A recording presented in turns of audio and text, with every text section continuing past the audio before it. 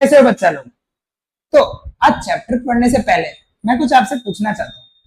हम नींबू, ऑरेंज या दही खाते हैं ना, कैसा टेस्ट होता है? थोड़ा सा खट्टा। जी हाँ। तो वो क्या है, डे टू डे लाइफ में यूज होने वाली चीजें क्या है? ये है एसिड।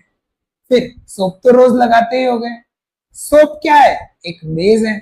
और रोज हमारे खाने में मम्मी सबसे ज्यादा जो इंपॉर्टेंट चीज है वो क्या डालती है? नमक, जो कि है salt.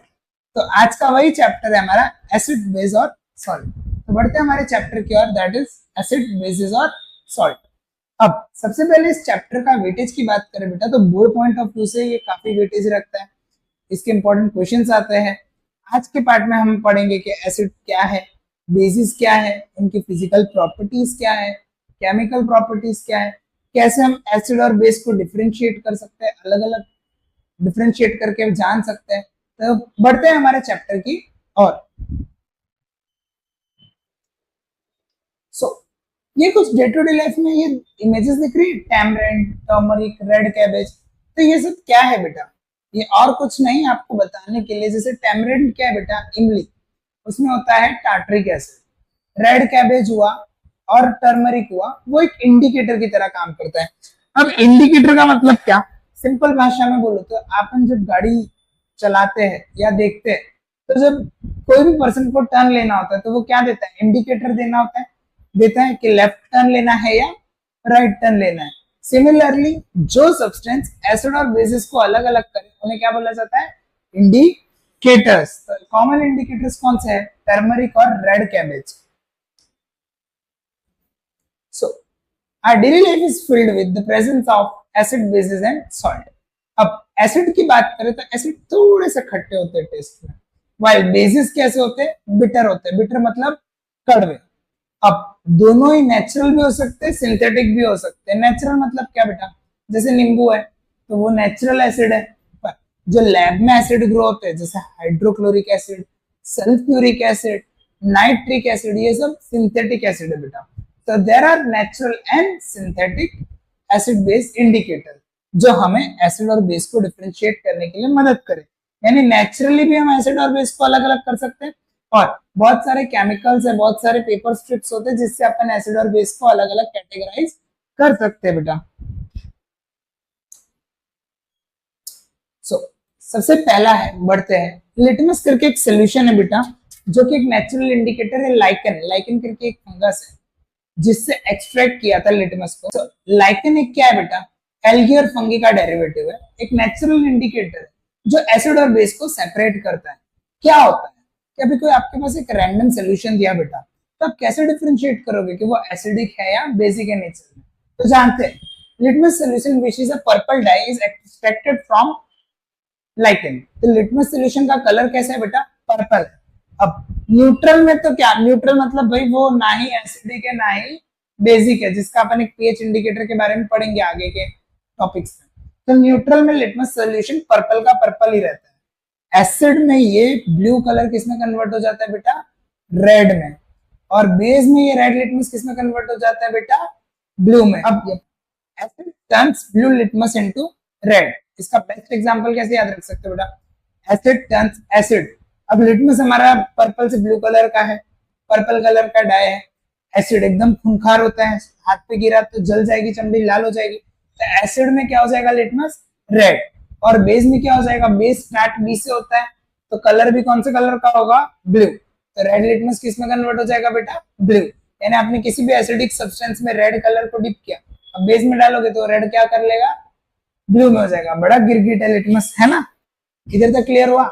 So neutral litmus solution is purple, acid turns litmus paper into red and base turns red litmus paper into blue। ये तीन कॉम्बिनेशन अपने को पता होने चाहिए। पहला जो नेचुरल इंडिकेटर है वो कौन सा है बेटा? लिटमस। बट दूसरा नेचुरल इंडिकेटर, ये जो अपन पढ़ रहे बेटा नेचुरल इंडिकेटर है। इंडिकेटर मतलब substance which differentiate acid and base. दूसरा है हल्दी। अब कभी भी आपने देखा होगा कि हल्दी अगर आपके व्हाइट शर्ट या टी शर्ट पे गिर जाता है तो उस पे साबुन नहीं लगाना चाहिए। क्यों? अगर लगाओगे तो क्या होगा? रेड कलर हो जाएगा, रेडिश ब्राउनिश कलर हो जाएगा। क्यों? क्योंकि जो टर्मरिक है बेस लगाने पे रेड ब्राउन कलर का हो जाता है और एसिड के साथ वो रिएक्ट नहीं करता, सेम येलो ही रहता है, इसीलिए उसको बोलते हैं पानी में भिगो देना चाहिए, तुरंत गीला कर देना चाहिए ताकि स्टेन्स लॉन्ग टर्म तक ना रहे, या तो ब्लीच यूज करना चाहिए। so same the curry stains on the white clothes change reddish brown when you rub basic soap, है ना। रेडिश ब्राउन कलर क्यों हो जाता है, जैसे आपने कोई सोप रब किया बेस के साथ टर्मरिक ने रिएक्ट किया और फिर अगर आप पानी से धो दोगे तो वो वापस येलो कलर में हो जाएगा। तो ये था हमारा दूसरा नेचुरल इंडिकेटर बेटा, सिंथेटिक इंडिकेटर मिथाइल, ऑरेंज और फिनोफ्थिलीन की। अब उसके बारे में जानने से पहले बेटा कुछ कॉमन एसिड्स के नाम हमें पता होने चाहिए और कुछ कॉमन बेसिस के नाम पता होने चाहिए। तो जानते हैं कुछ कॉमन एसिड्स और कुछ कॉमन बेसिस के बारे में। जो एसिड्स और बेस लेबोरेटरी में हमें मिलते हैं वो कौन से, तो कॉमन जो है वो hydrochloric acid, sulphuric acid, nitric acid और एसिटिक एसिड। इन सबके फॉर्मूलाज अगर लिखवा दूं बेटा मैं,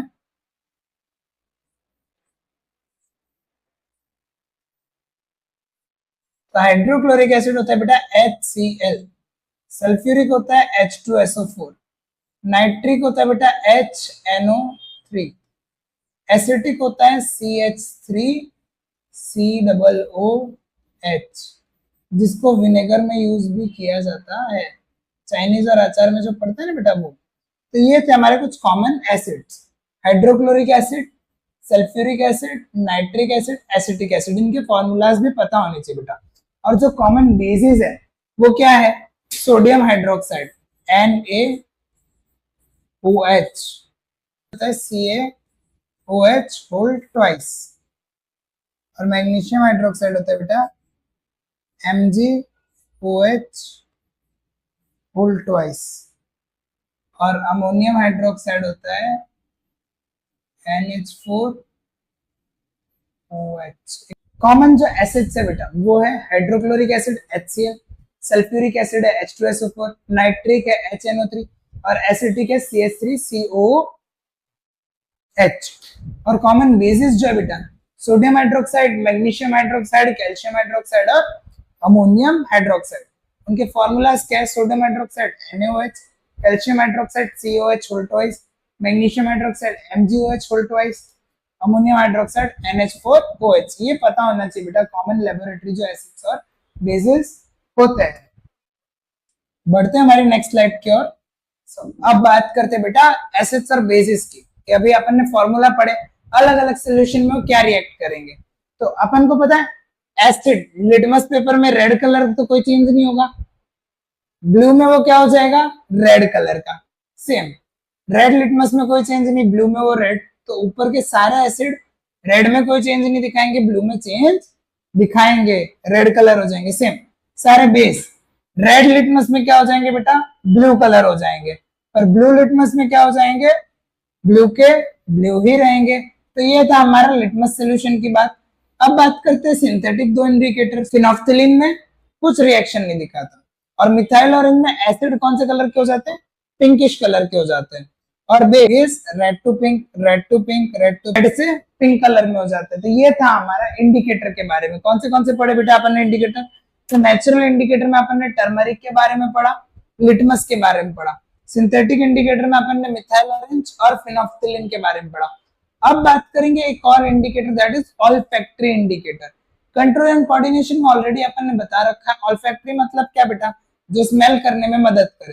तो ऐसे इंडिकेटर जो स्मेल से कैसे गायब हो जाएंगे, तो दो इंडिकेटर्स है that is vanilla essence and onion. These are the substances that use sense of smell. Acid में ऑनियन, क्लोव ऑयल और वेनिला एसेंस बेटा। जब भी आप किसी भी एसिड वाली चीज के साथ रिएक्ट करोगे तो उसमें चेंज कुछ भी नहीं आएगा, जबकि बेस जैसे ही लगाओगे ना बेटा उसमें चेंजेस दिखने को आपको मिलेंगे। कि भाई जब भी ऑनियन पील, क्लोव ऑयल या वेनिला एसेंस को किसी भी बेस के साथ रिएक्ट करोगे ना उसका स्मेल डिसअपियर हो जाएगा, चला जाएगा, जबकि एसिड में ऐसा नहीं होता। इसीलिए तो बेटा अपन जब भी ऑनियन वगैरह कट करते हैं या अगर कपड़ों में ऑनियन की स्मेल रहती है तो उसको सोप से धोते हैं तो वो स्मेल चली जाती है, क्योंकि soaps are basic in nature. Same जब भी आप हैंड वॉश करते हो या सोप से हाथ धोते हो तो ऑनियन की स्मेल डिसअपियर हो जाती है। Again soaps are basic in nature. तो ये ऑल्फैक्टरी इंडिकेटर्स का कमाल है बेटा। अभी अपन ने बेटा फिजिकल प्रॉपर्टी तो देख ली एसिड बेसिस के बारे में। कि एसिड और बेसिस को डिफरेंशिएट करते हैं इंडिकेटर से। एसिड सार इन टेस्ट होते हैं यानी खट्टे होते हैं, बेस बिटर इन टेस्ट होते हैं और सोपी होते हैं, दोनों गुड कंडक्टर होते हैं इलेक्ट्रिसिटी के। ये सब हम सबको बेसिक पता है। अब जो हमारा मेन चैप्टर है तो उसकी तरफ बढ़े, तो कैसे एसिड मेटल के साथ रिएक्ट करता है, कैसे बेस मेटल के साथ रिएक्ट करता है, यानी अब अपन पढ़ेंगे एसिड और बेस की केमिकल प्रॉपर्टीज। तो बढ़ते हैं हमारे पहले रिएक्शन की तरफ। What happens when acid react with metal. जब भी कोई एसिड किसी मेटल के साथ रिएक्ट करता है, सिंपल भाषा में बोलो तो हाइड्रोक्लोरिक एसिड ले लो और सोडियम ले लो, तो जब ये दो एसिड्स एक मेटल को एसिड के साथ रिएक्ट करवाएंगे बेटा, तो क्या बनेगा, सॉल्ट बनेगा और हाइड्रोजन गैस रिलीज होगी। अब ये हाइड्रोजन गैस रिलीज होगी वो हमें कैसे पता चलेगा, तो जो सोल्यूशन को आप जलाओगे तो उसमें से एक पॉप साउंड आएगा, उसको पॉप टेस्ट भी बोला जाता है, और ये कंफर्म करता है कि सोल्यूशन में क्या है, हाइड्रोजन है। So what happens when acid reacts with any metal, it forms a salt and releases hydrogen gas. तो ये एक्टिविटी यही है बेटा कि डाइल्यूट सल्फ्यूरिक एसिड में जिंक ग्रेन्यूल्स को डाला। अब जिंक ग्रेन्यूल्स ने क्या किया, जिंक सल्फेट बनाया और हाइड्रोजन गैस को रिलीज किया। तो ये एक एक्टिविटी है, 5 ml सल्फ्यूरिक एसिड को और फिर जिंक ग्रेन्यूल्स को डाला। Bubbles of hydrogen gas forms on the surface of zinc granules, pass this gas through a soap solution, bubbles filled with hydrogen are produced. Burning releases a pop sound. Burn करने पे एक sound produce होता है, उसी sound को बोला जाता है बेटा पॉप साउंड। तो इसको अगर केमिकल इक्वेशन फॉर्म में लिखा जाए, ले लो सल्फ्यूरिक एसिड है, यानी एसिड और मेटल जब रिएक्ट करेंगे तो क्या बन जाएगा, जिंक सल्फेटिक सॉल्ट और हाइड्रोजन गैस इवॉल्व होगी।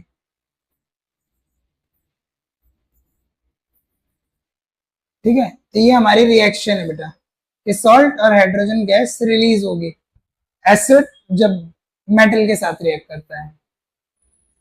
क्या होगा जब बेस मेटल के साथ रिएक्ट करेगा, तो अगेन सेम चीज, सोडियम हाइड्रोक्साइड एक बेस है, जब वो किसी मेटल के साथ रिएक्ट करेगा तो वो भी क्या बनाएगा, एक सॉल्ट ही बनाएगा और हाइड्रोजन गैस को रिलीज करेगा। तो इसके लिए अपन ने क्या किया, 2 ml सोडियम हाइड्रोक्साइड लिया टेस्ट ट्यूब में और उसको थोड़ा सा अपन ने जिंक मेटल के साथ रिएक्ट करवाया, तो हमें क्या बना, सोडियम जिंकेट मिला बेटा। यानी सोडियम हाइड्रोक्साइड जिंक के साथ जब रिएक्ट कर रहा है तो सोडियम जिंकेट और हाइड्रोजन गैस रिलीज हो रही है। तो ये था हमारा दूसरा कि reaction of acid with metal, reaction of base with metal. अब बढ़ते हैं अगले के तरफ, मेटल कार्बोनेट, यानी जो मेटल है उसके साथ कार्बोनेट रिएक्टेड है बेटा, यानी Na2CO3 या फिर CaCO3, जो भी मेटल कार्बोनेट है वो कैसे रिएक्ट करते हैं, या मेटल हाइड्रोजन कार्बोनेट एसिड के साथ कैसे रिएक्ट करते हैं बेटा। So take 0.5 gram sodium carbonate यानी Na2CO3 और take 0.5 gram sodium hydrogen carbonate in test tube B, add 2 ml of dilute HCl in both the test tube. उसमें क्या रिलीज होगा बेटा, कार्बन डाइऑक्साइड गैस।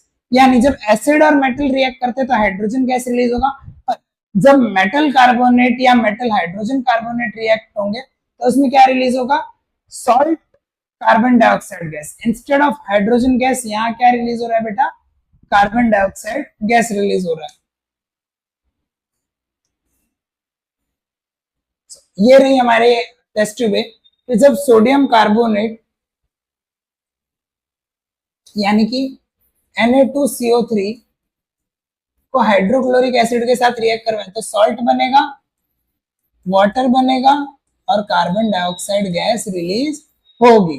तो पहली केमिकल प्रॉपर्टी थी reaction of acid and metal, reaction of base and metal. अब chemical property क्या है, reaction of acid with metal carbonate. Metal carbonate मतलब बेटा Na2CO3, ये हो गया हमारा मेटल कार्बोनेट, और मेटल हाइड्रोजन कार्बोनेट यानी NaHCO3। और हमें क्या पता मिल रहा है इसमें, कार्बन डाइऑक्साइड गैस। अब कैसे पता चल रहा है कार्बन डाइऑक्साइड गैस है, हाइड्रोजन में तो पॉप साउंड था, कार्बन डाइऑक्साइड में क्या होगा, तो कार्बन डाइऑक्साइड में जो सोल्यूशन है वो लाइम वाटर मिल्की जैसा हो जाएगा और काफी बबल्स देखने को आपको मिलेंगे। So pass the carbon dioxide through reaction of acid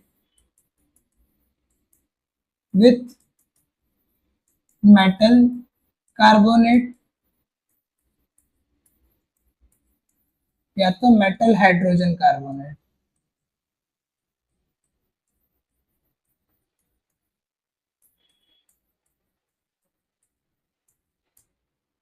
तो क्या होगा, तो एसिड यानी सपोज HCl ले लो और मेटल कार्बोनेट यानी Na2CO3, तो हमें क्या मिलेगा बेटा, NaCl सॉल्ट और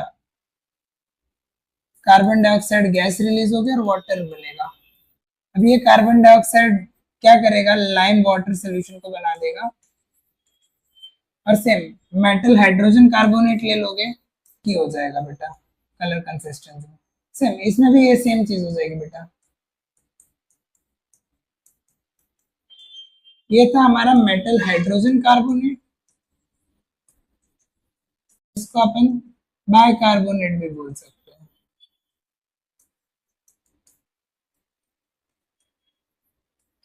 और ये था हमारा metal carbonate.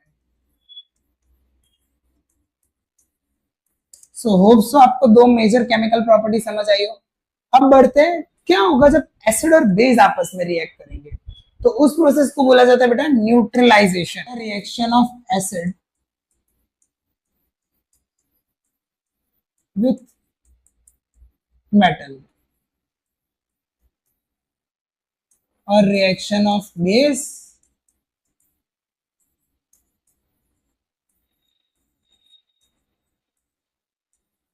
With metal.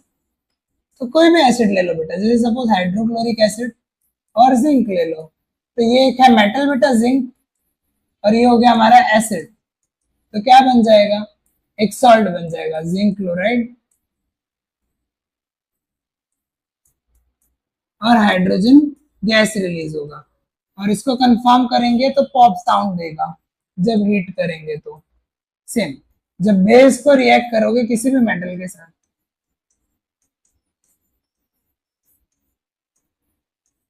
Again ये एक सॉल्ट बना लेगा जिसे बोलते हैं सोडियम जिंकेट।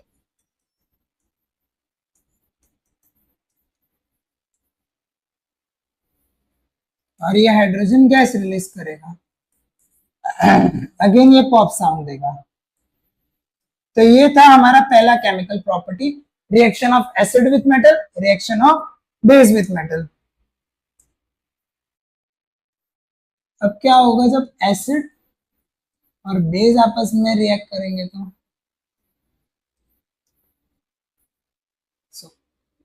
एसिड सपोज ले लो हाइड्रोक्लोरिक एसिड और बेस सपोज ले लो सोडियम हाइड्रोक्साइड, तो क्या बनेगा बेटा, सॉल्ट और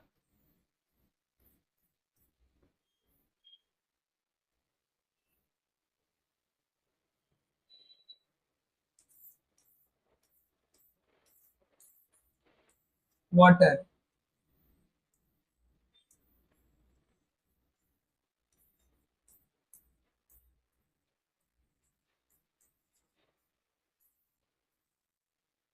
तो ये हो गया हमारा एसिड और बेस, जो क्या बनाते हैं, सॉल्ट और वाटर। और इस रिएक्शन को क्या बोलते हैं, न्यूट्रलाइजेशन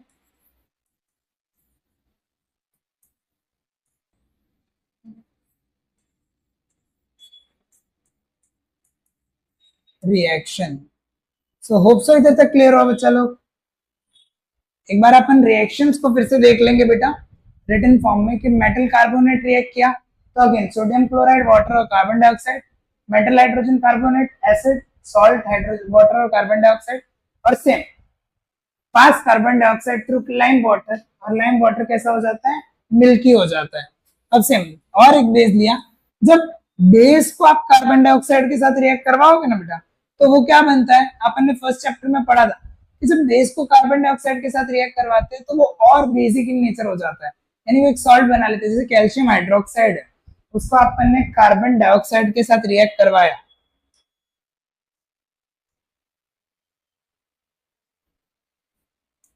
तो वो क्या बन जाता है, कैल्शियम कार्बोनेट और वाटर।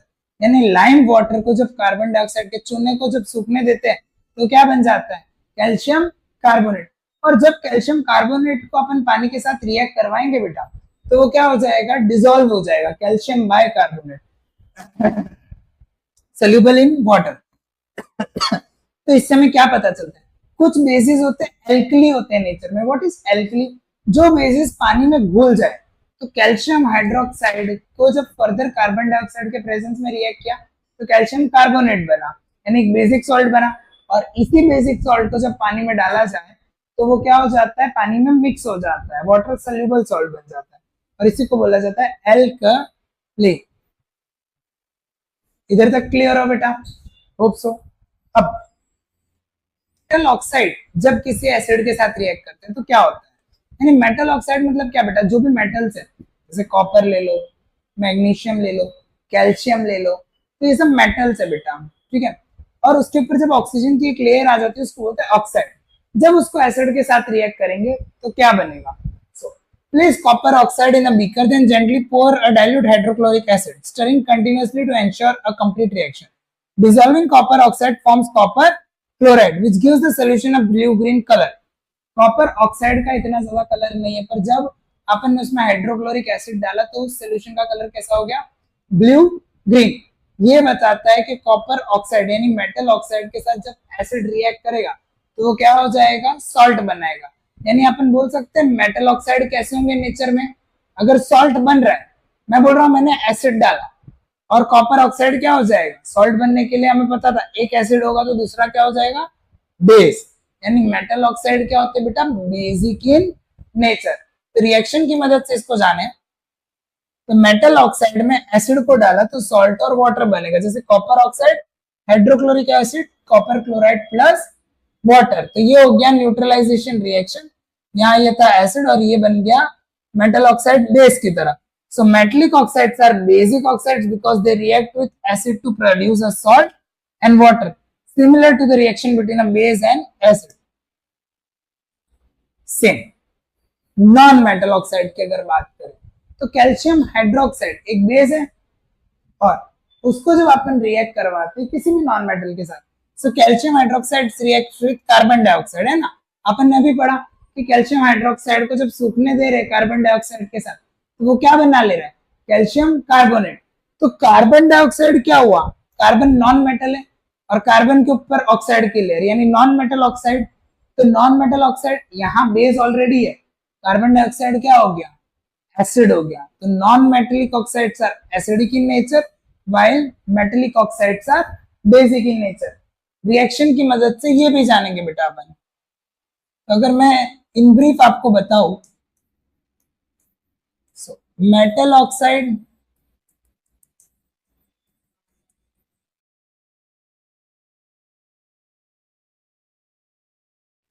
तो देखो बेस्ट एग्जांपल बेटा कॉपर ऑक्साइड और हाइड्रोक्लोरिक एसिड, तो क्या मिलेगा बेटा, कॉपर क्लोराइड और वाटर, तो ये हो गया एसिड। तो ये क्या होगा बेटा, बेस। तो अपन बोल सकते हैं कि metallic oxides are basic in nature. और सेम और एक एग्जांपल ले लो, नॉन मेटल ऑक्साइड।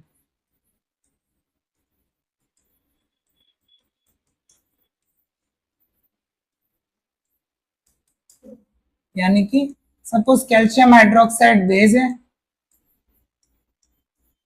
उसको कार्बन डाइऑक्साइड के साथ रिएक्ट करवाया तो क्या बन जाएगा, कैल्शियम कार्बोनेट और फ्यू क्रिस्टल्स ऑफ वाटर। तो यहाँ पे नॉन मेटेलिक ऑक्साइड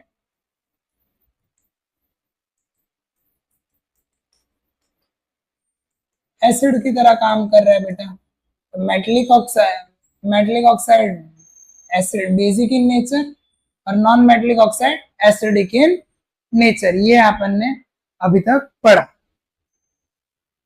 अब एसिड और बेस में कॉमन क्या बेटा, तो एसिड्स और बेस की सिमिलर प्रॉपर्टी है। एसिड हाइड्रोजन गैस रिलीज कर रहा था, बेस भी हाइड्रोजन गैस रिलीज कर रहा है, so all acid produce hydrogen gas and however not all compounds containing hydrogen are acid, this can be demonstrated through an experiment.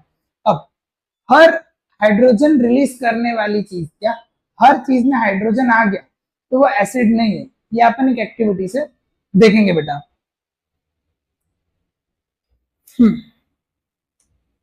सो अपन ने पढ़ा बेटा एसिड में H डेरिवेटिव होते हैं ना, तो H डेरिवेटिव वाले हर चीज एसिड नहीं होती।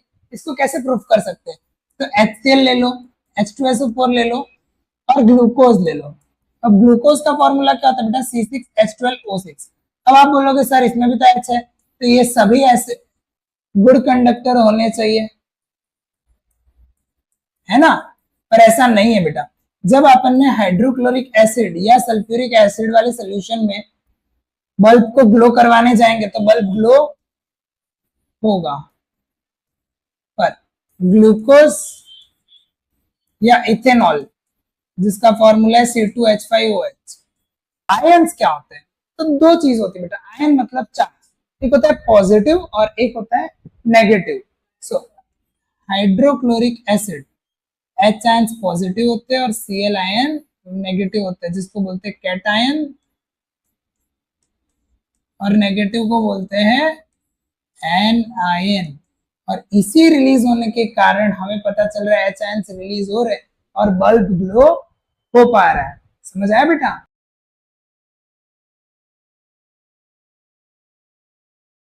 सो होप सो इधर तक आपको क्लियर हो। अब सेम बेस के साथ भी वही चीज है बेटा।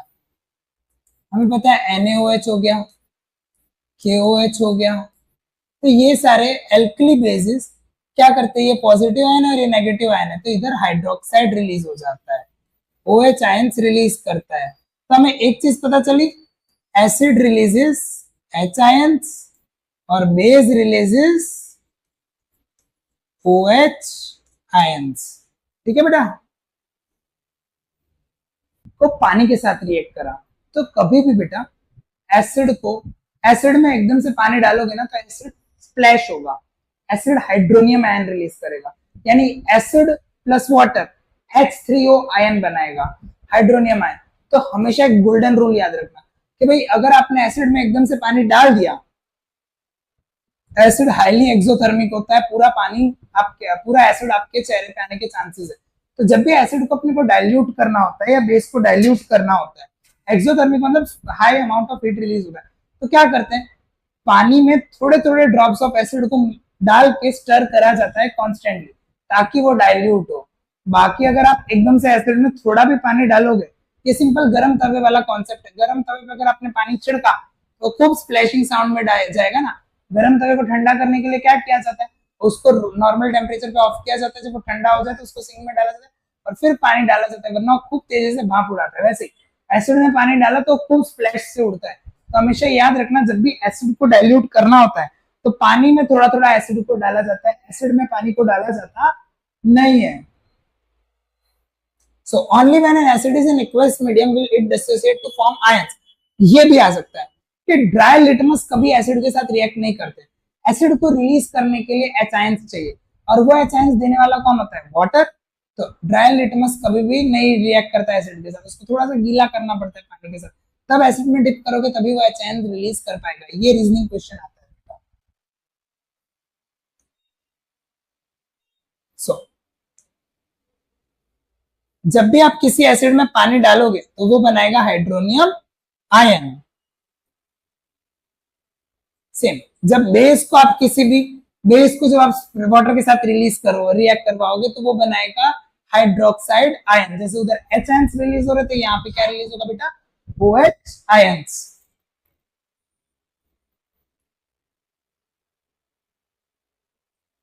अब all bases don't dissolve in water.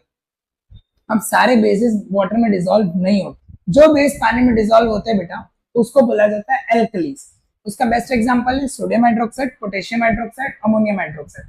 और एल्कली बेसिस कैसे होते हैं? बिटर होते हैं, सोपी होते हैं, तो कभी उनको टेस्ट नहीं करना चाहिए, ऐसे रॉ हैंड से टच नहीं करना चाहिए, कंसंट्रेटेड फॉर्म में, और करजी होते हैं, यानी मेटल को रस्ट कर सकते हैं।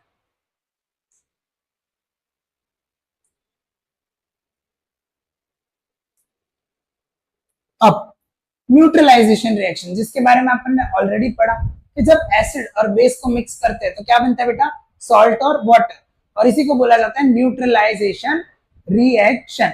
जिसके बारे में आगे अपन और इन डेप्थ पार्ट 2 में पढ़ेंगे कि क्या क्या होता है, कैसे न्यूट्रलाइजेशन रिएक्शंस वगैरह होती है।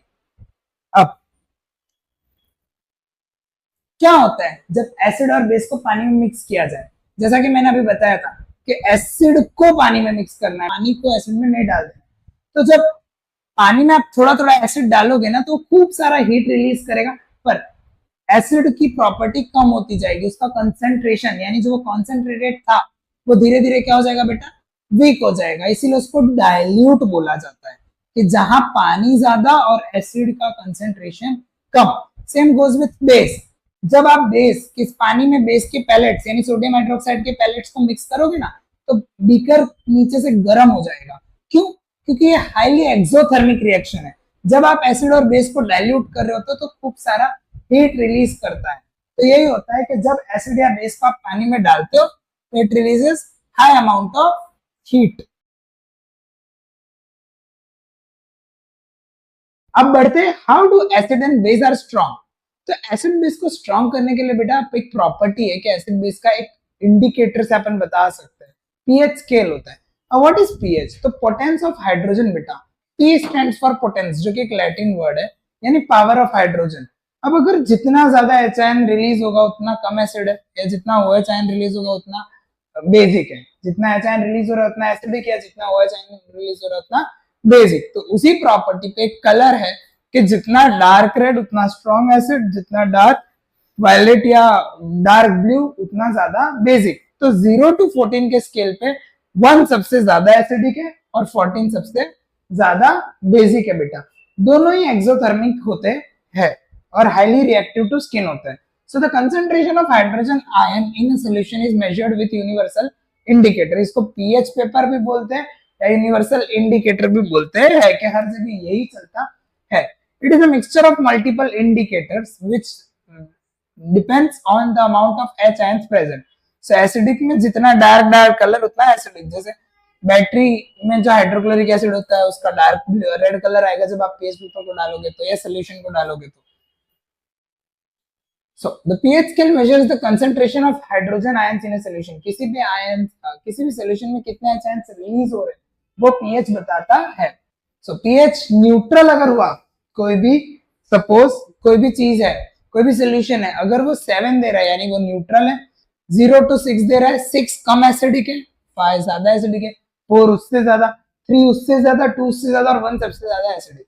Same pH between 7 to 14 indicates increase the concentration of OH ions. जितना जितना OH ion का कंसंट्रेशन बढ़ता जाएगा उतना वो स्ट्रॉन्ग बेस होता जाएगा। अलग अलग अगर सब्सटेंस की बात करूं मैं तो अलग अलग सब्सटेंस का एसिडिक और बेसिक प्रॉपर्टी है। जैसे सलाइवा, हाँ ये बेटा रीजनिंग में आता है कि भाई जब आप खाना खाओगे उसके पहले सलाइवा का पीएच एसिडिक होगा या खाने के बाद?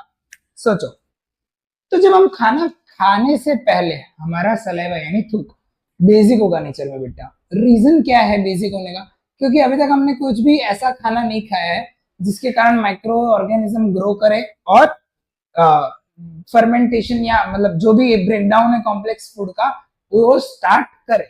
तो जब अपन खा लेंगे उसके बाद सलाइवा का पीएच एसिडिक होगा। क्यों? क्योंकि अब हमने खा लिया है तो सारे बैक्टीरिया क्या कर रहे हैं, वो फूड को ब्रेक डाउन कर रहे हैं और एसिड रिलीज कर रहे हैं। इसीलिए तो बोलते हैं ना डेंटिस्ट भी कि सुबह उठ के ब्रश करना चाहिए और रात को खाना खाने के बाद ब्रश करना चाहिए। क्यों?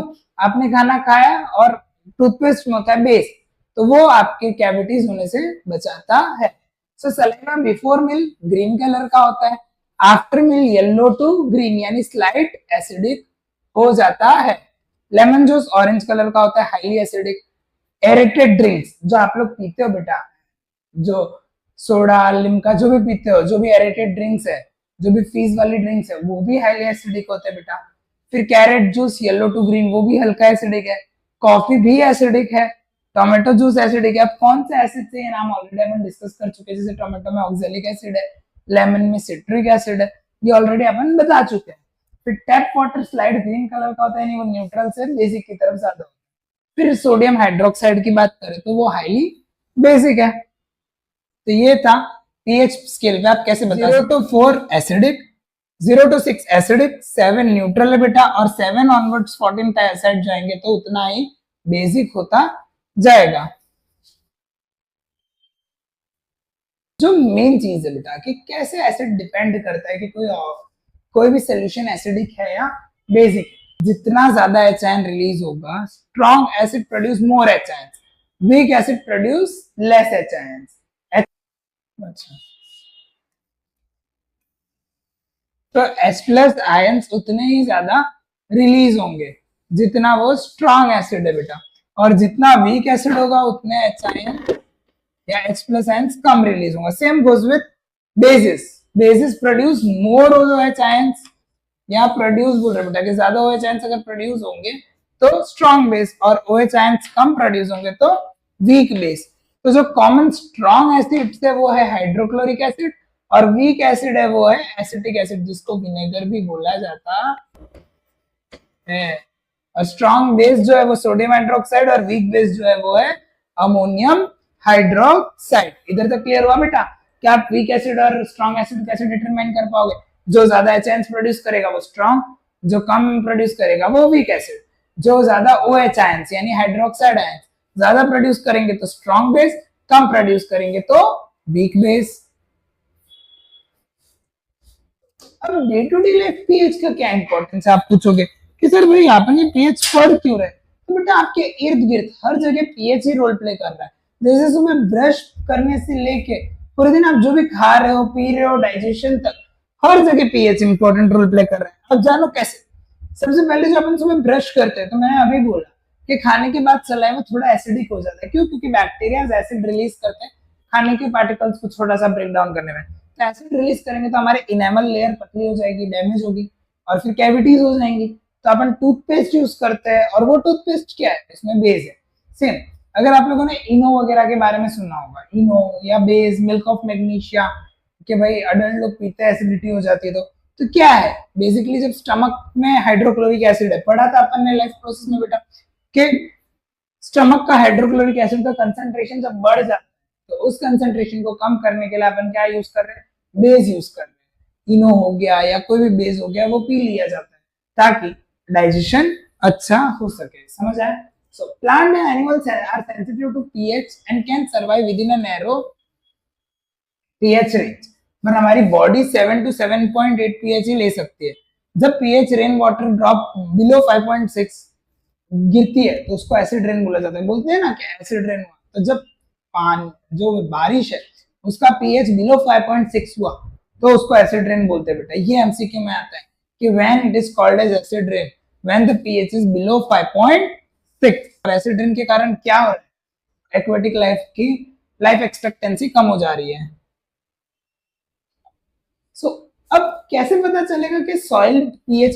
अगर सॉइल भी बहुत एसिडिक हो गई बेटा तो उसको भी तो एसिडिक कम करने के लिए क्या डाला जाता है? बेसिस डाला जाता है। और बहुत बेसिक सॉइल हुई तो उसमें भी बहुत सारे एसिड्स को मिक्स किया जाता है ताकि सॉइल थोड़ी सी एसिडिक हो, यानी अच्छे पीएच पे अच्छी क्रॉप यील्ड अपने को मिलता है। So to determine the pH suitable for healthy plant growth, collect soil samples. अभी एक्टिविटी में क्या है? अलग अलग सॉइल के सैंपल्स को कलेक्ट किया है और उनका पीएच चेक किया है। So place about 2 gram of soil in a test tube, add 5 ml of water. अपन ने क्या किया? सॉइल को डाला और 5 ml वाटर लिया। Check the content thoroughly, filter the mixture and collect the filtrate in another test tube. तो क्या किया? Filtrate को collect किया। Test the pH of filtrate using universal indicator. The ideal pH for plant growth is between 6 to 7. 6 to 7 में ही grow होता है, वरना plant इतना अच्छा ग्रो नहीं हो पाता बेटा। तो इसको मैनेज कैसे करना चाहिए? फिर स्टेम, हमारे पेट में जब भी एसिडिक कंटेंट बढ़ रहा है, हाइड्रोक्लोरिक एसिड बढ़ रहा है, लीडिंग टू पेन और इरिटेशन, तो antacids. Now what is antacid? से एग्जाम में आता है। तो antacids are substance which reduce acidic property. जो एसिडिक चीजों को कम करे या एसिडिक कंटेंट को कम करे, उसी को एंटासिड्स बोला जाता है। सो antacids are bases used to neutralize excess acid. जैसे सबसे बेस्ट वो है मैग्नीशियम हाइड्रोक्साइड, जो जिसका फॉर्मूला है Mg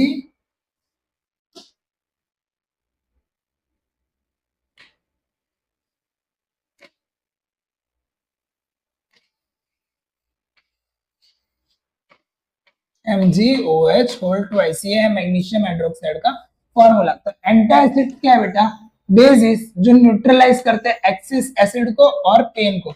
तो ये है मैग्नीशियम हाइड्रोक्साइड का कमाल। तो पहला इंपॉर्टेंस क्या हुआ पीएच का कि भाई used as antacid in soil to maintain soil pH. फिर नेक्स्ट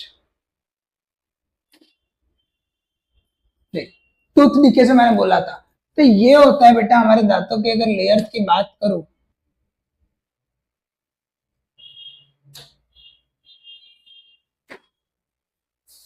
तो ये लेयर होती है बेटा इनेमल की, जो व्हाइट पार्ट होता है। फिर ये लेयर होता है डेंटिन का, और ये जो लेयर्स जा रही है वो है पल्प। तो जब बैक्टीरिया आते हैं तो वो धीरे धीरे इस लेयर को डैमेज करते हैं।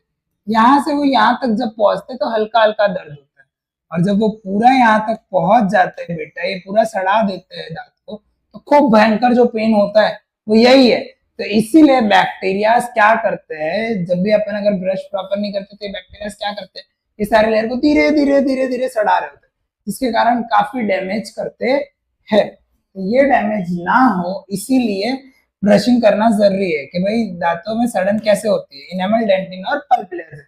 इसीलिए जो भी टूथपेस्ट उसमें फ्लोराइड होता है और कैल्शियम हाइड्रोक्साइड होता है। तो हमारा enamel calcium hydroxyapatite crystal से बना है, जो कि पानी में सोल्यूबल नहीं है। सो बैक्टीरिया क्या करते हैं बेटा, ये शुगर और फूड लेने से बैक्टीरिया क्या करते हैं, हमारे सलाइवा के पीएच को 5.6 से बिलो कर देते हैं, एसिडिक कर देते हैं, और इनेमल की लेयर को धीरे धीरे डैमेज करते हैं। तो उसी को न्यूट्रलाइज करने के लिए अपने को टूथपेस्ट का यूज करना चाहिए बेटा। Decrease in pH causes excess of tooth decay, तो इसीलिए बेसिक टूथपेस्ट का यूज करते हैं। और भी बेटा कुछ प्लांट्स है जो एसिड रिलीज करते हैं। अगर आप लोगों ने बहुत अच्छे से सुना हो तो अगर कभी मधुमक्खी काट लेती है तो बोलते हैं ना कि उस पर कुछ अप्लाई करो, तो मेटल बोलते हैं, जंग खाए वाला लोहा अप्लाई करो, है ना। तो मेटल ऑक्साइड क्या होता है, basic in nature, very good.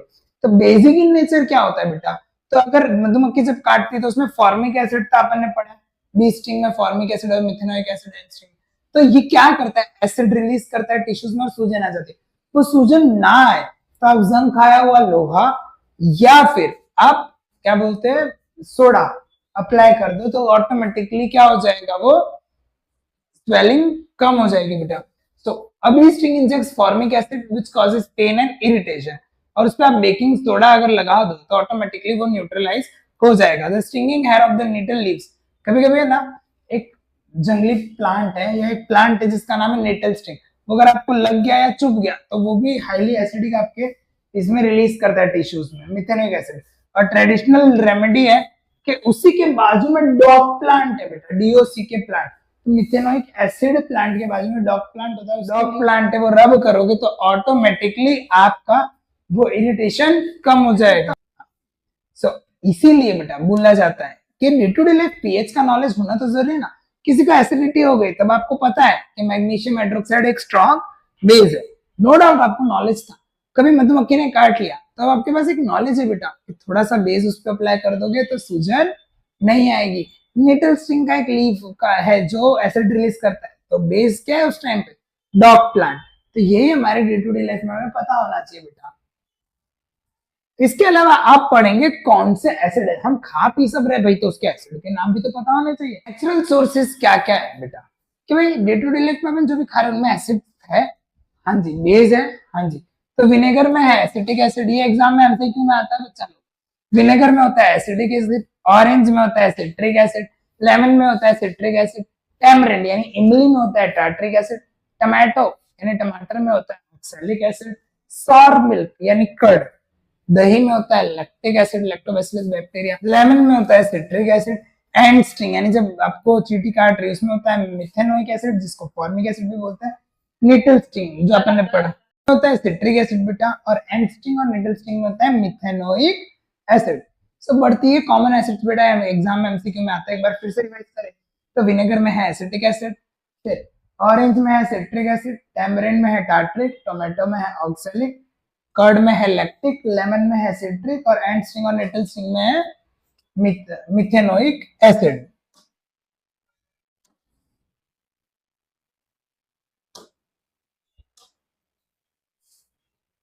अब इसके अलावा दूसरे प्लैनेट्स पे कौन से एसिड्स होते हैं ये भी पता होना चाहिए। तो पता है बेटा वीनस जो है उसका एटमॉस्फेयर ही व्हाइट और येलोइश क्लाउड्स बनाता है जो कि सल्फ्यूरिक एसिड के। हालांकि ये एग्जाम पॉइंट ऑफ व्यू से इतना ज्यादा इंपॉर्टेंट नहीं है पर हमें पता चलना चाहिए कि जो वीनस का जो अपन स्ट्रक्चर देखते हैं येलो ऑरेंज जो व्हाइटिश येलोइश जो कलर है वो क्यों है क्योंकि इसके क्लाउड से सल्फ्यूरिक एसिड से बने हैं। वीनस के एटमॉस्फेयर में भी क्या है एक एसिड है। कौन सा एसिड सल्फ्यूरिक एसिड यानी H2SO4। अब बात करते हैं बेटा सॉल्ट की। सबसे इंपॉर्टेंट टॉपिक एसिड खत्म बेस खत्म हमारा मोस्ट इंपॉर्टेंट टॉपिक है वो है सॉल्ट। तो कॉमन 5 सॉल्ट अपन को पढ़ने बेटा। एक तो कॉमन सॉल्ट है।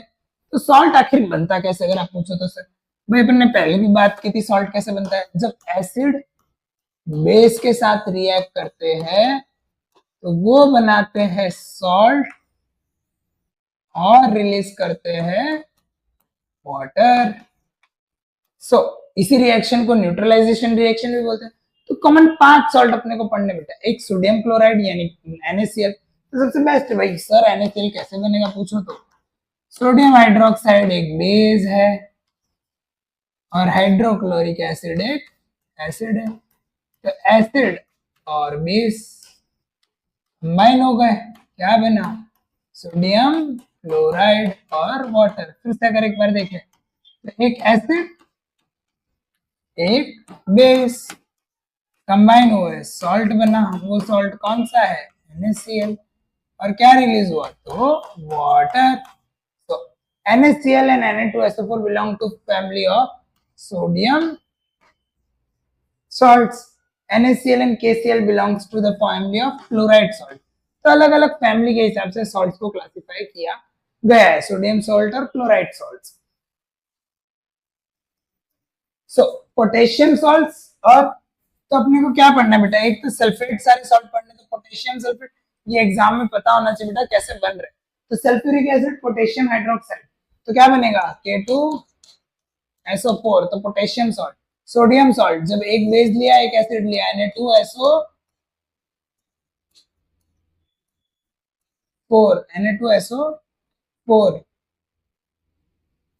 इन दोनों को जब कंबाइन करोगे तो potassium sulphate sodium sulphate calcium sulphate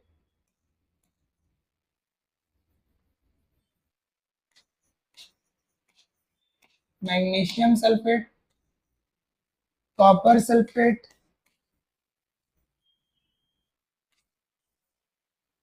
sodium chloride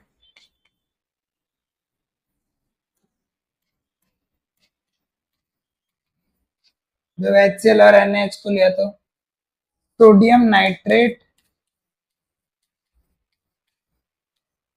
फिर सोडियम सल्फेट सोडियम कार्बोनेट है सोडियम सल्फेट नहीं सोडियम कार्बोनेट है ये और ये अमोनियम सल्फेट नहीं अमोनियम क्लोराइड है।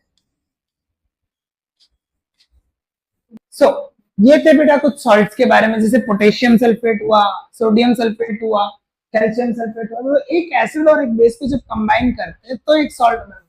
तो इनके सबके फॉर्मूलाज लिखे यहाँ एक टाइपिंग एरर आ गया था बेटा वो चेंज किया है कि जैसे हाइड्रोक्लोरिक एसिड एक एसिड लिया एक बेस लिया हमें सोडियम क्लोराइड मिला। सोडियम नाइट्रेट एक एसिड लिया एक बेस लिया तो सोडियम नाइट्रेट। सोडियम कार्बोनेट तो एक एसिड लिया और एक बेस लिया सोडियम Na2Cl। तो इस तरीके से चीजें वर्क करती है कि जब एक एसिड और एक बेस रिएक्ट करते हैं तो सॉल्ट और वाटर रिलीज होता है बेटा।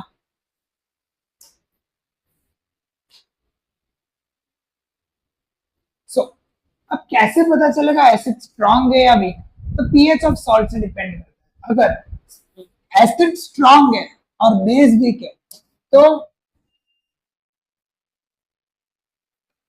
अगर एसिड स्ट्रांग है और बेस वीक है तो वो एसिडिक सॉल्ट बनेगा। बेस स्ट्रांग है और वीक एसिड लिया तो वो बेसिक सॉल्ट बनेगा और दोनों ही स्ट्रांग लिए एसिड और बेस तो वो न्यूट्रल बनेगा। तो salts of strong acid and strong base neutral बनेगा।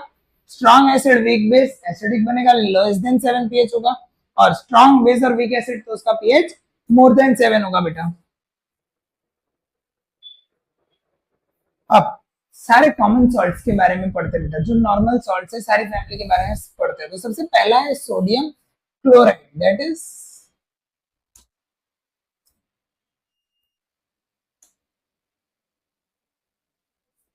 NaCl, sodium chloride. तो कैसे बना है? हाइड्रोक्लोरिक एसिड और सोडियम हाइड्रोक्साइड को मिक्स करके सोडियम क्लोराइड बना है, जो सी वाटर से मिलता है। और कॉमन सॉल्ट खाने में यूज होता है, रॉ मटेरियल में यूज होता है। और सोडियम क्लोराइड से बेटा सोडियम हाइड्रोक्साइड बनता है। For producing sodium hydroxide baking soda, washing soda and bleaching powder, हर जगह सोडियम क्लोराइड का सॉल्ट यूज होता है, इसीलिए तो उसको कॉमन सॉल्ट बोलते हैं। हर जगह वो इनडायरेक्टली यूज हो रहा है।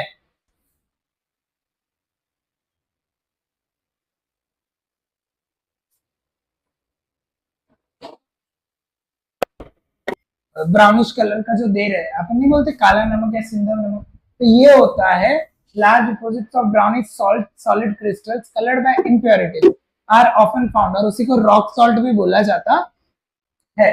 और जब these में bygone ages dried up, they left beds of rock salts which are then mixed in the same way as coal. धीरे धीरे सॉल्ट कैसे बनता है? एजेस ऑफ धीरे धीरे धीरे धीरे जो बन रहे हैं ये सॉल्ट डिपॉजिट्स, उसी तरीके से सॉल्ट बन रहा है। अब आते हैं कॉमन सॉल्ट्स के बाद में सोडियम हाइड्रोक्साइड के बारे में। पहले जो आते हैं वो है सोडियम हाइड्रोक्साइड, एक बेस है। ये प्रोसेस 3 मार्क में आता है बेटा एग्जाम में कि व्हाट इज क्लोरएल्कली प्रोसेस और क्या डेरिवेटिव्स क्लोरएल्कली प्रोसेस में जो जो चीजें निकल रही है उसके यूजेस आते हैं। आप लोगों के एनसीईआरटी के टेक्स्ट बुक में नीचे छोटा सा टेबल भी होगा कि क्लोरएल्कली प्रोसेस में ये उसके बाय प्रोडक्ट्स है, ये यूजेस में आते हैं। ये 2 से 3 मार्क्स में यूज में आता है बेटा कि क्लोरएल्कली प्रोसेस के बाय प्रोडक्ट्स के यूज। सो क्या किया बेटा? सो क्लोरएल्कली प्रोसेस है बेटा जहां सोडियम हाइड्रोक्साइड एक एल्कली को बाईपास किया जाता है by passing electricity through an aqueous solution of sodium chloride, जिसको ब्राइन सॉल्यूशन भी बोला जाता है। The process is named after its product chlor for the chlorine gas also form an alkali for the sodium hydroxide. तो 2 चीजें form होती है बेटा कि पानी में जब नमक को इलेक्ट्रिसिटी पास किया, तो सिंपल भाषा में अगर इसको मैं इक्वेशन फॉर्म में बोलूं तो नमक का एक सोल्यूशन है ब्राइन सोल्यूशन, जब उसको इलेक्ट्रिसिटी में पास किया, पास की तो एक पानी के सोल्यूशन में लिया तो Na पॉजिटिव है बेटा, तो वो OH के पास चला जाएगा। अगर H2 को मैं स्प्लिट कर दूं तो H और OH और NaCl का, तो Na पॉजिटिव तो कहाँ चला जाएगा? OH के पास। तो क्या बन गया? Sodium hydroxide. और क्या रिलीज हुआ? Chlorine gas. और भी क्या रिलीज हुआ? थोड़े फॉर्म में हाइड्रोजन के मॉलिक्यूल। तो क्लोरीन गैस और सोडियम हाइड्रोक्साइड बेस, ये 2 चीजें मिली। और एल्कली मतलब क्या? जो बेस पानी में घुल जाता है तो सोडियम हाइड्रोक्साइड पानी में इजीली मिक्स हो जाता है। तो जब पानी के साथ रिएक्ट करवा रहे हैं, इलेक्ट्रिसिटी पास कर रहे हैं, सोल्यूशन को ब्राइन सोल्यूशन बोलते हैं। और इसमें होता क्या बेटा? जैसे इलेक्ट्रिसिटी पास किया तो आयंस का मूवमेंट हुआ और 2 मेन चीजें बनती है, NaOH, यानी सिंपल भाषा में बताओ बेटा, तो NaCl का जो Na पार्ट है वो OH के साथ रिएक्ट कर रहा है, पॉजिटिव नेगेटिव, तो सोडियम हाइड्रोक्साइड बन रहा है और एक गैस रिलीज हो जा रही है जो Cl अकेला है, H2O।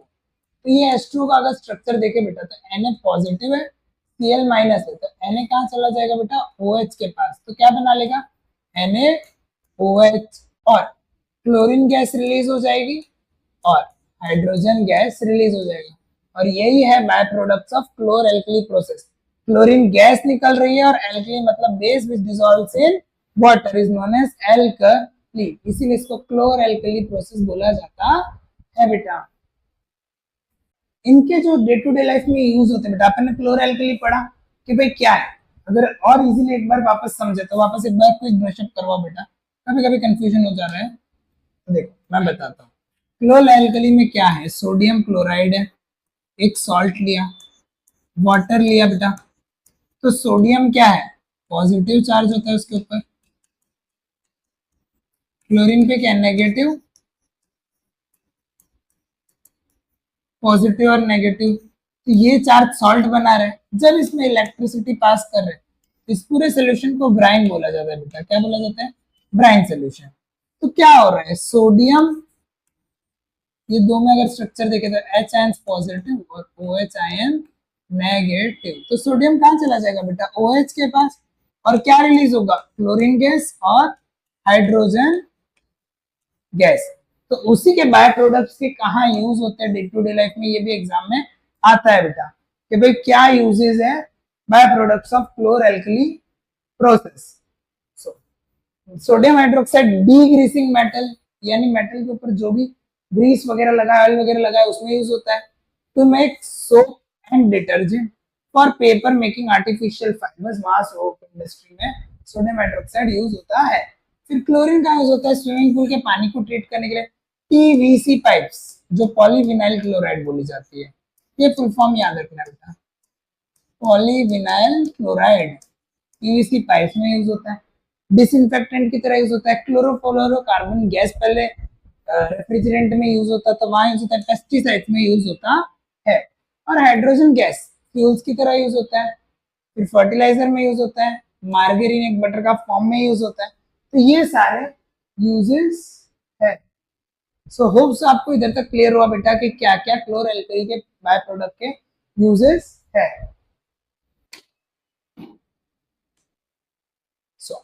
अगर इसको इक्वेशन फॉर्म में फिर से देखें, सो NaCl water, sodium hydroxide, chlorine और हाइड्रोजन गैस बना रहा है। तो तीन मेन प्रोडक्ट है, क्लोरीन, हाइड्रोजन गैस और सोडियम हाइड्रोक्साइड।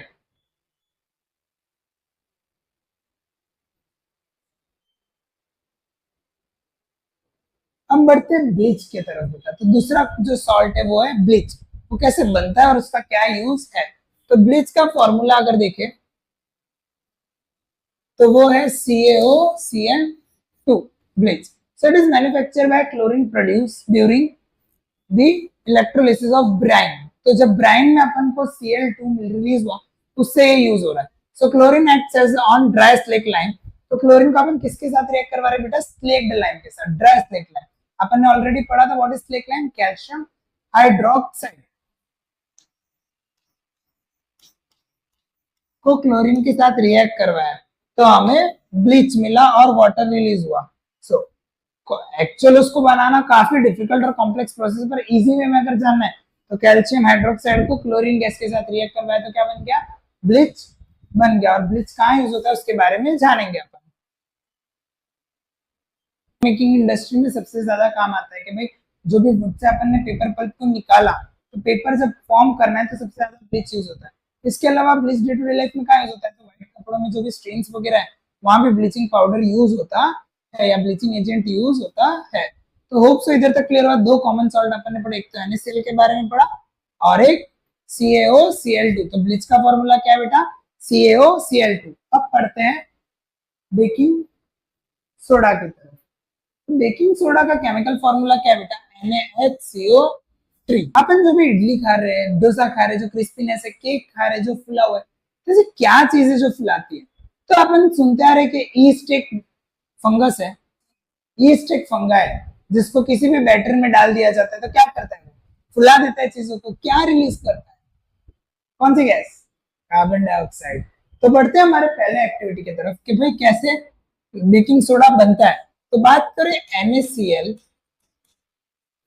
को, बेकिंग सोडा मतलब बेटा सोडियम हाइड्रोजन कार्बोनेट, जिसको NaHCO3 भी बोलते हैं। तो जब नमक में आपने पानी, कार्बन डाइऑक्साइड और अमोनिया मिक्स किया तो बनता है अमोनियम क्लोराइड और रिलीज होता है एक base that is sodium hydrogen carbonate. तो it is a mild non corrosive basic salt. और जब इसको आप फर्दर हीट करते हो तो वो क्या बनाता है, सोडियम कार्बोनेट, वाटर और कार्बन डाइऑक्साइड गैस, जो चीजों को फ्लफी बना के रखता है बेटा। सो बेकिंग सोडा के यूजेस ऑलरेडी अपन ने पढ़े बेटा। तो कहाँ यूज हो रहा है, पकौड़ा में यूज हो रहा है क्रिस्पी बनाने के लिए। It is added for faster cooking. Antacids में यूज होता है एल्कलाइन बनाने के लिए। सोडा जो पी लेते हैं बेटा तो एसिडिटी कम करने के लिए। फायर एक्सटिंग्विशर में भी highly basic baking soda use हो रहा है। तो बेकिंग सोडा के यूजेस आते हैं बेसिकली जो बोर्ड से क्वेश्चन आते हैं बेटा, सॉल्ट फैमिली से बहुत सारे क्वेश्चन आते हैं। जो चैप्टर का वेटेज है उसमें से 40% सॉल्ट फैमिली से क्वेश्चन आते हैं। तो आई रिक्वेस्ट यू के सॉल्ट फैमिली पे थोड़ा सा ज्यादा फोकस करना और पढ़ना। तो बढ़ते हैं अगले सॉल्ट फैमिली की ओर बेटा, वॉशिंग सोडा। अब सेम है बेटा, Na2CO3 जो सोडियम कार्बोनेट हमें मिला, उसमें जब 10 मॉलिक्यूल्स ऑफ वाटर को मिक्स कर दो तो हमें क्या मिलता है, वॉशिंग सोडा। जब सोडियम क्लोराइड लिया तब पहले बना था हमारा बेकिंग सोडा, और इसको जब फर्दर हीट किया चांस के साथ ऐड करते हैं, जब इस Na2CO3 में 10 मॉलिक्यूल्स ऑफ वाटर डालेंगे, रिक्रिस्टलाइजेशन। हाँ, ये एक चीज है बेटा, वर्ड नया है, रिक्रिस्टलाइजेशन। हर सॉल्ट है ना बेटा पानी से बना है, तो जब आप उसको हीट करोगे ना उसमें से पानी निकल जाएगा, और जैसे आप उसमें पानी डालोगे तो उसके क्रिस्टल्स वापस हाइड्रेटेड हो जाएंगे, यानी एक्वस फॉर्म में आ जाएंगे थोड़े से। तो जब सोडियम कार्बोनेट को 10 मॉलिक्यूल ऑफ वाटर डालेंगे तो क्या मिलेगा, Na2CO3.10H2O, जिसको वॉशिंग सोडा भी बोला जाता है, Na2CO3.10H2, और जो वॉशिंग पर्पस के लिए यूज होते हैं।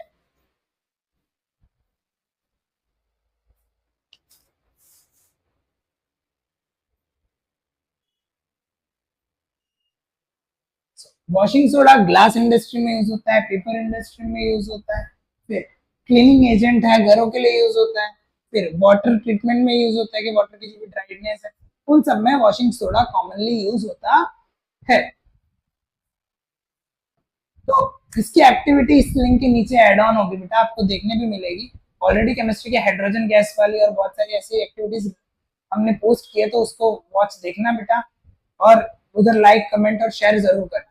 ये भी एक एक्टिविटी है कि अपन क्रिस्टलाइजेशन बताएंगे, जैसा कि मैंने बोला सॉल्ट क्रिस्टल से बने और ये क्रिस्टल वाटर फॉर्म में, तो प्रूफ कैसे हुआ बेटा कि भाई कॉपर सल्फेट है, ब्लू कलर का होता है कॉपर सल्फेट बेटा, जब आप उसको हीट करोगे ना तो उसके वाटर निकल जाएंगे और वो कॉपर सल्फेट किस में कन्वर्ट हो जाएगा, व्हाइट कलर में कन्वर्ट हो जाएगा, और ये पानी पूरा टेस्ट ट्यूब पे दिखेगा। और जैसे आप उसमें फिर से पानी डालोगे ना, सोल्यूशन कौन से कलर में हो जाएगा, ब्लू कलर में हो जाएगा। तो ये चीज जो वापस ब्लू में हो गई, ब्लू व्हाइट ब्लू, उसी को बोलते हैं रिक्रिस्टलाइजेशन। तो ये प्रूफ करते हैं कि सॉल्ट पानी के क्रिस्टल से बना है। तो यही वो एक्टिविटी बेटा, heat tube copper sulphate that is CuSO4 in a dry test tube. जब कॉपर सल्फेट को हीट किया वो व्हाइट हो जाएगा और मॉइस्चर जो पूरा है वो टेस्ट ट्यूब पे आपको देखने मिलेगा। और जब आप उसमें फिर से पानी डाल दोगे थोड़ा सा भी, तो फिर से कॉपर सल्फेट ब्लू कलर में हो जाएगा। आज ही क्या, इसी को बोला जाता है बेटा वाटर ऑफ क्रिस्टलाइजेशन। इसीलिए ये बेटा है CuSO4.5H2O, ये होता है कॉपर सल्फेट का फॉर्मूला CuSO4.5H2O। जब आप इसको हीट करोगे तो बन जाएगा CuSO4 के क्रिस्टल्स फॉर्म में हमें मिलेगा।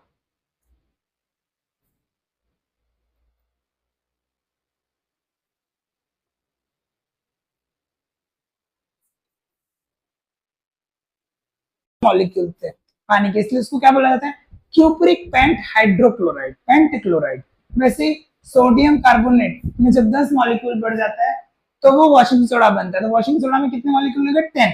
सेम जिप्सम, जब आप प्लास्टर ऑफ पेरिस में 1.5 मॉलिक्यूल और डाल देते हो तो वो जिप्सम बन जाता है। जिप्सम जो घरों में यूज होता है, मॉन्यूमेंट्स वगैरह में यूज होता है, तो उसमें CS, उसका केमिकल फॉर्मूला है CaSO4.2H2O, तो वो 2 मॉलिक्यूल बेयर करते हैं। तो नंबर ऑफ मॉलिक्यूल से पता चलता है कि कितने इस सॉल्ट फैमिली में कितने नंबर ऑफ मॉलिक्यूल्स हैं। जैसे कॉपर में .5H2 है, वॉशिंग सोडा में 10 मॉलिक्यूल्स है, और जिप्सम में 2 मॉलिक्यूल्स है।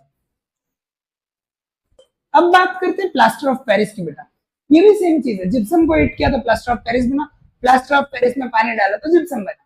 सो heating gypsum at 373 kelvin drives off most of its water, और एक व्हाइट पाउडर बनता है। जैसे जिप्सम क्या बेटा, बेसिकली स्लरी टाइप सॉल्यूशन है, जब उसको बहुत हीट किया तो एक ड्राई पाउडर बन गया जिसको बोलते हैं प्लास्टर ऑफ पेरिस।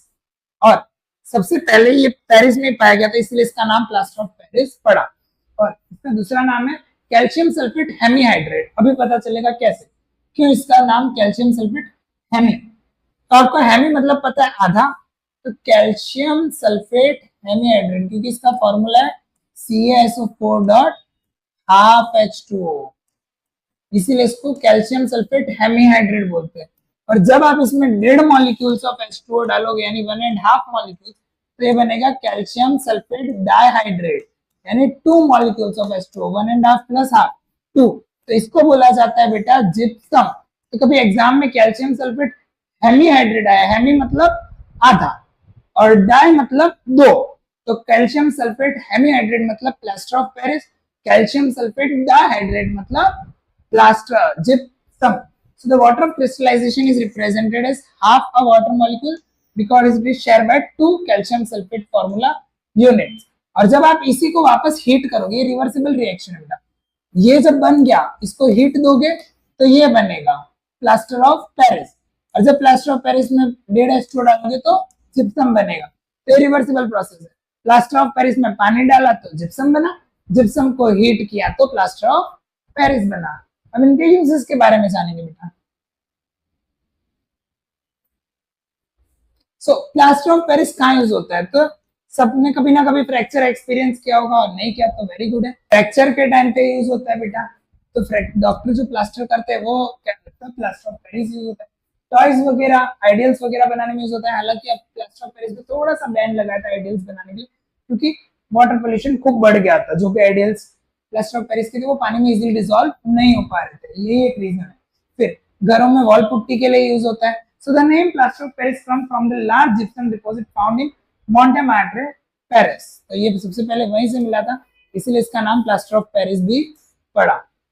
तो बच्चा लोग, ये था हमारा पूरा एसिड बेस सॉल्ट के बारे में।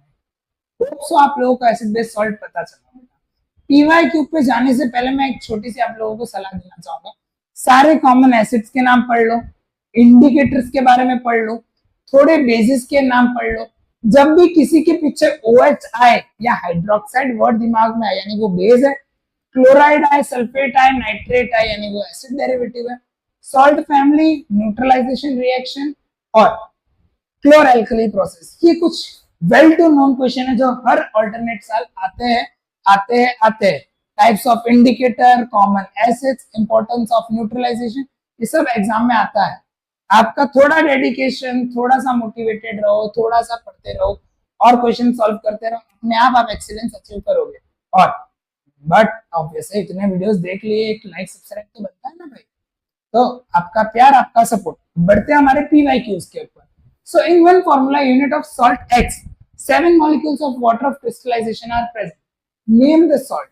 CuSO4, Na2SO4, FeSO4 या CaSO4। का बेटा एक इंपॉर्टेंट क्वेश्चन है कि एक यूनिट है 7 मॉलिक्यूल्स ऑफ वाटर। तो अपन ने ऑलरेडी पढ़ा, कॉपर सल्फेट में तो कितने थे, CuSO4.5H2O थे।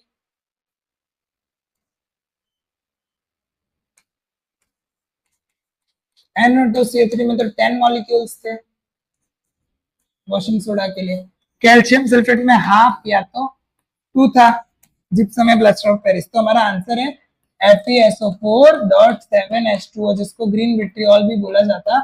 ये भी व्हाइट कलर हो जाता है, तो ग्रीन कलर से व्हाइट हुआ तो वो आयरन सल्फेट .7H2O है, जो आयरन डेफिशिएंसी, अनीमिया, मेडिसिन वगैरह में, फर्टिलाइजर्स वगैरह में यूज होता है। पहले का आंसर ये है बेटा, 7 molecules of water. So a few pieces of granulated zinc, यानी जिंक क्या है बेटा, metal. In a test tube, a 2 ml of sodium hydroxide, यानी NaOH क्या है बेटा, ये बेस। ऑलरेडी पढ़ा था, what happens when base reacts with metal, क्या बनता है, सॉल्ट बनता है, और क्या रिलीज होता है, हाइड्रोजन गैस। तो ये सॉल्ट क्या होगा बेटा, Na2ZnO2। और कौन सी गैस रिलीज होगी, हाइड्रोजन गैस। सेकंड वाली एक्टिविटी बेटा, तो हमारा आंसर क्या होगा, सी, जिंकेट।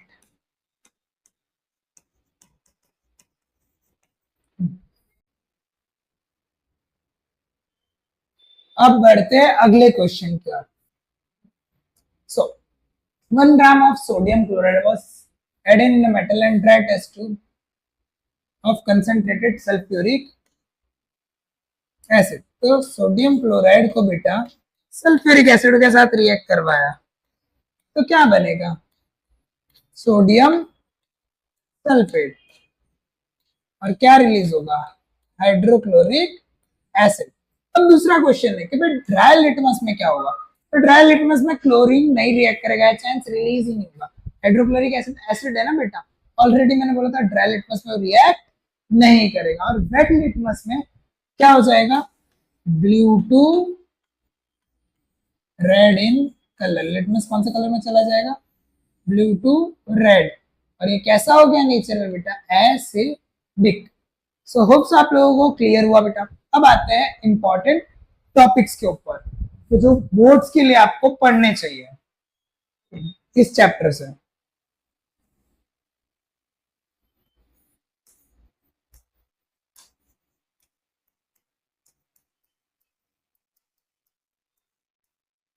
तो सबसे पहले बेटा इंडिकेटर्स के बारे में सारा पता होना चाहिए।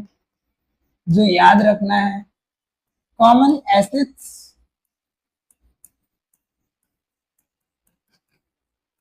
एंड कॉमन बेसिस के बारे में पता होना चाहिए बेटा।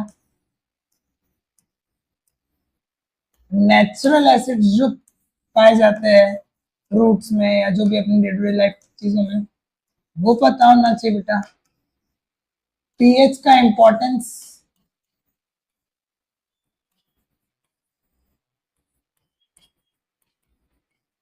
और last but not the list salt family,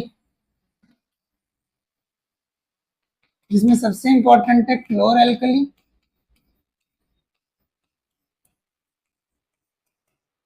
फिर प्लास्टर ऑफ पेरिस और बेकिंग सोडा। ये सबसे इंपॉर्टेंट चीजें है बेटा इस चैप्टर में, मस्ट टू नो। तो होप सो आप लोगों को वीडियो अच्छी लगी हो और आप अपना इसी तरीके से प्यार दिखाते रहे। और ये चैप्टर काफी अच्छा वेटेज रखता है, एसिड बेसिस और सॉल्ट, तो इसको बहुत अच्छे से थरोली पढ़े। और ये चैप्टर और बाकी सारे चैप्टर के अपडेट्स के लिए हमारे लर्न एट स्कॉलर क्लासेस को लाइक करें, सब्सक्राइब करें और आपके प्रीशियस कमेंट करें। Thank you.